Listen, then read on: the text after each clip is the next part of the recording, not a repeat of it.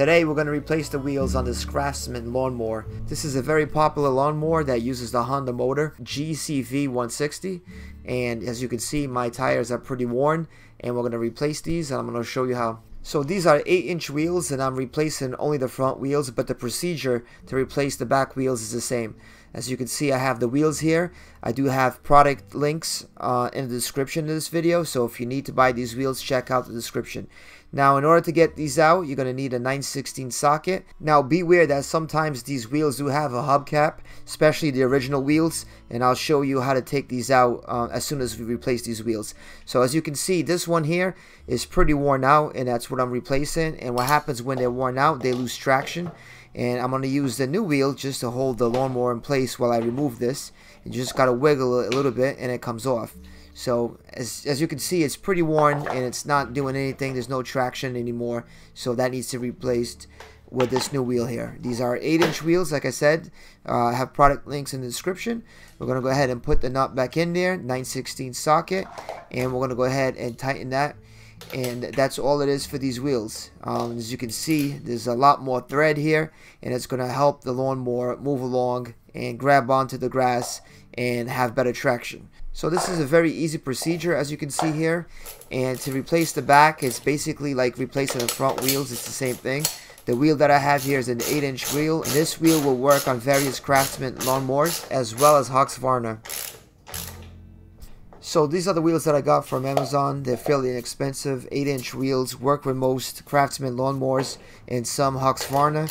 And you really do need a good wheel with traction in the front, especially for this self-propelled lawnmower. And if you don't have that traction, it's just going to keep spinning on the grass and not go anywhere.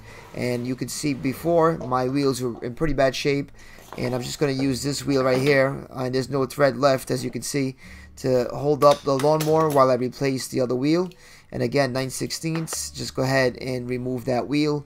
And then once it's removed, we'll go ahead and put the new wheel in there.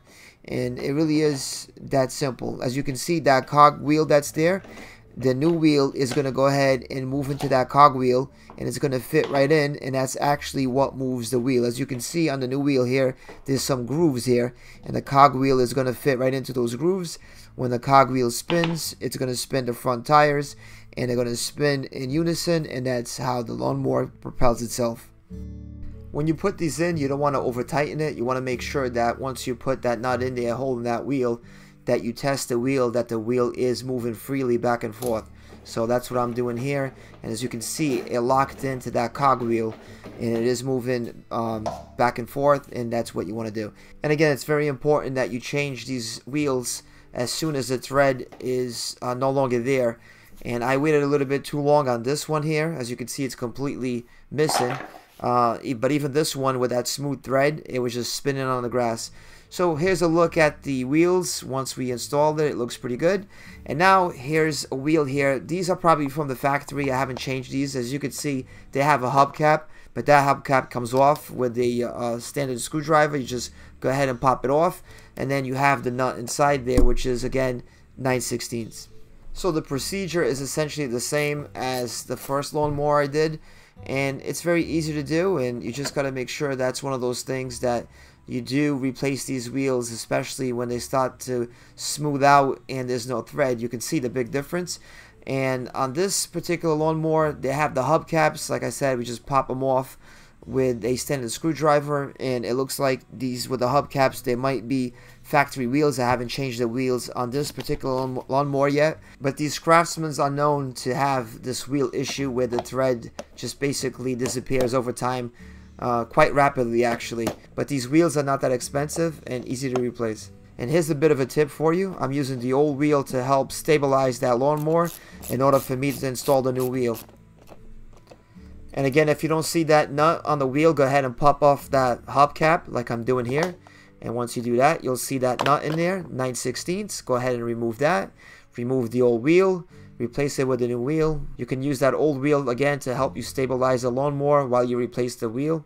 The GCV motor is a popular motor that's used on Bilt, Craftsman, and some Honda lawnmowers. And I suspect that these 8-inch wheels will fit those lawnmowers just fine. And again, it really is that simple. Go ahead and check out the video description for links to the wheels.